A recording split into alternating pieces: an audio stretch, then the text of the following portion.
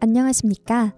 라디오로 떠나는 역사여행, 그날 그 시대로의 김정우입니다. 역사를 잊은 민족에게 미래는 없다. 단재 신채호 선생의 유명한 명언이죠. 아마 많이들 들어보셨을 겁니다.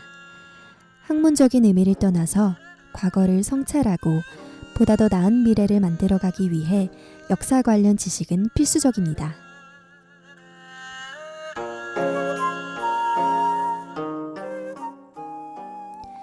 그날 그 시대로는 역사교양 라디오 프로그램으로서 학우 여러분들과 함께 그날 그 시대로 여행을 떠나보는 라디오입니다.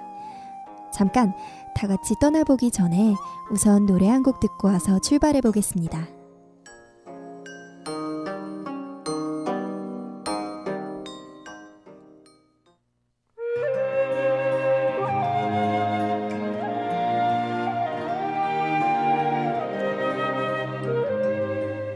오늘은 1919년을 거쳐 1926년까지의 시대로 떠나보겠습니다. 지난 시간에는 안중근 의사의 이토 히로부미 사살 사건과 경술국치에 대해 다뤘죠. 이번 시간에는 경술국치 이후에 우리나라에서 일어났던 항일운동에 대해 살펴보려고 합니다. 우선 1919년으로 떠나 3월 1일 오후에 벌어졌던 운동에 대해 얘기해볼까 합니다. 네, 3.1이 아니고 바로 3.1운동 혹은 3.1 만세운동이라고 불리는 사건인데요. 한국인들이 일제의 지배에 항거해서 한일 병합 조약의 무효 그리고 한국의 독립을 선언하고 비폭력 만세운동을 시작한 사건입니다. 3.1운동을 하게 된 배경을 살펴볼게요.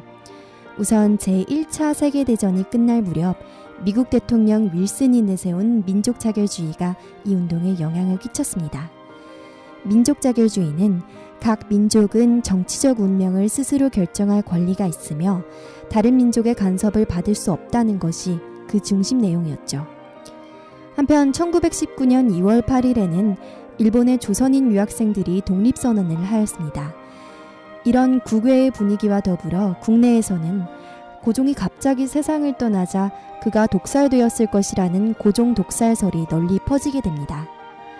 국내외의 투쟁적 분위기와 이 고종 독살설을 결정적인 계기로 해서 천교도를 중심으로 기독교, 불교계의 지도자들이 모여 독립선언을 계획하게 되었습니다. 이들은 민족대표를 구성하고 독립선언서를 작성하여 독립만세 시위를 준비했다고 합니다. 마침내 1919년 3월 1일 오후 독립선언서에 서명한 대표들은 서울의 태화관에 모여 독립선언식을 가진 후 경찰에 자진하여 체포되어 갔습니다. 만세운동을 주동한 이 인물들을 민족대표 33인으로 부르며 그 밖에 만세성명서에 직접 서명하지는 않았으나 직간접적으로 만세운동을 준비한 이들을 포함해서 민족대표 48인이라고 부르기도 합니다.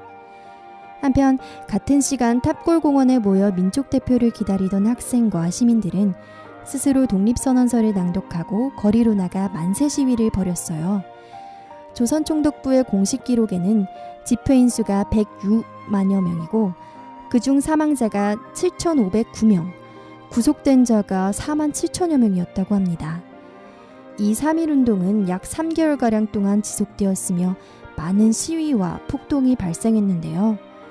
3.1운동을 계기로 군사, 경찰에 의한 강경책을 펴던 조선 총독부는 문화통치로 정책을 바꾸게 되었다고 합니다. 부조리함에 항거하고 대항할 줄 알았던 당시 선조들의 투쟁심이 약 100년이 지난 지금에도 어쩐지 낯설지 않게 느껴지는 건 하나 된 민중이 가지는 힘과 가치가 변하지 않기 때문일 것입니다. 그럼 잠시 노래 한 곡 듣고 다음 사건을 향해 떠나보겠습니다.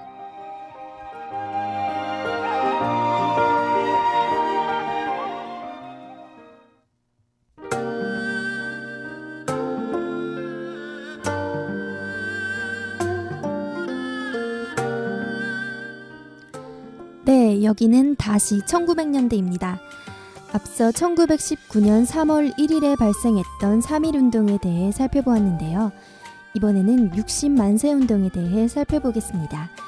60만세운동은 1926년 6월 10일 순종의 인산인을 기해서 만세 시위로 일어난 학생 중심의 민족 독립운동입니다. 이 60만세 운동은 운동에 직접 참가한 학생과의 인터뷰를 통해 알아보겠습니다. 안녕하세요. 네, 안녕하세요. 반갑습니다. 이 60만세 운동이라는 게 기성세대들의 민족운동이 침체되어 가던 상황 속에서 학생들이 운동을 한 거잖아요. 그 배경에 대해서 간단히 알고 싶어요. 네, 1926년 4월 순종이 사망한 뒤에 사회주의 계열과 민족주의 계열이 연합해서 만세 시위를 계획하고 학생층에서도 추진하게 된 거죠. 덧붙이자면 민족주의는 천도교 중심, 사회주의 계열은 조선 공산당 중심인 거죠? 그렇죠. 그런데 이게 사실 저희가 발각이 됐었거든요.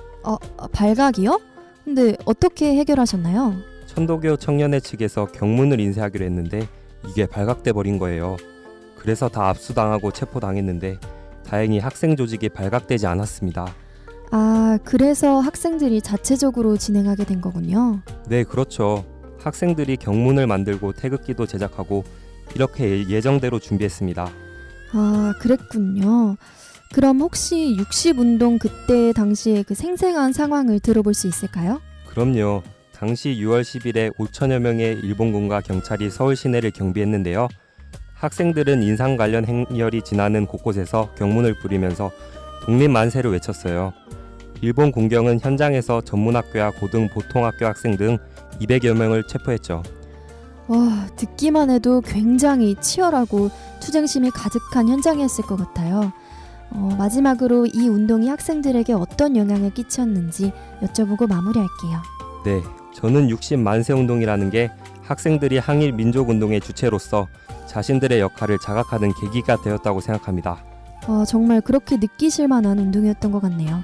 오늘 인터뷰 응해주셔서 감사합니다.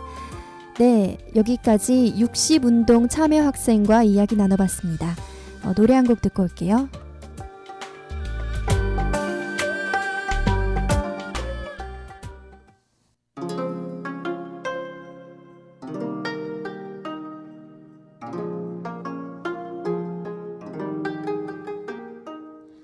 오늘의 시대정리 시간입니다.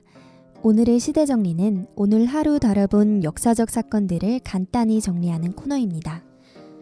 오늘은 항일운동인 3.1운동과 60만세운동에 대해 살펴보았습니다.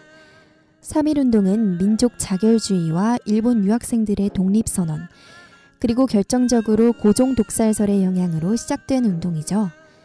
이 3.1운동은 역사상 최대 규모의 민족해방운동이라는 역사적 의의를 갖습니다. 다음으로 60만세운동에 대해 살펴봤습니다. 60만세운동은 일제의 식민지 수탈 정책과 교육 정책, 사회주의 사상의 영향으로 시작된 운동입니다. 이 운동은 항일운동의 구심체로 학생들의 역량을 확인하게 된 운동입니다. 더불어 민족주의 계열과 사회주의 계열의 연대 가능성을 확인함으로써 민족협동 전선을 모색하는 계기가 되었다고 해요. 어느새 마칠 시간이네요. 앞서 말했지만 저는 오늘 항일운동에 대해 살펴보며 함께 내는 소리, 민중의 위대함을 다시 한번 느끼게 되었습니다. 하고 여러분들도 유익하게 들으셨길 바라며 다음 주에 뵙겠습니다. 지금까지 제작의 김정우, 진행의 김수민, 김정우, 기술의 박효인이었습니다.